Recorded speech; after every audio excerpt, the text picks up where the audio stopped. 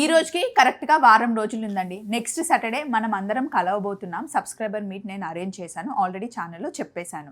కాకపోతే చిన్న చేంజ్ ఏంటి అంటే మా ఆఫీస్ ఫోన్కి చాలా కాల్స్ వచ్చాయి, మెసేజ్ వచ్చింది.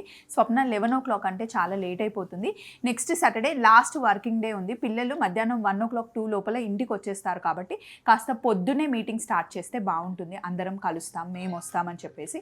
సో అందుకే నెక్స్ట్ సాటర్డే రోజు మార్నింగ్ 9:30కే మనం అందరం కలవబోతున్నామండి. 1 లోపల మనం అందరం కలిసి ఎవరి వాళ్ళు ఇంటికి వెళ్ళిపోతే చాలా బాగుంటుందని మేము ప్లాన్ చేసాము. అదొక్కటే చేంజ్. వారాహి బ్యాంక్వెట్ హాల్ కుకట్పల్లిలో మనం కలుస్తున్నాం నెక్స్ట్ సాటర్డే. డేట్ వచ్చేసి 20 సెప్టెంబర్ 28 అనమాట. సో 9:30 నుండి మనం 12:30 1 వరకు మీటింగ్ పెట్టుకుందాం, అందరం కలుస్తున్నాం, ఫొటోస్ తీసుకుంటున్నాం, వీడియోస్ తీసుకుంటున్నాం. వాటన్నిటికీ కావాల్సినవన్నీ నేను అరేంజ్ చేసేసాను.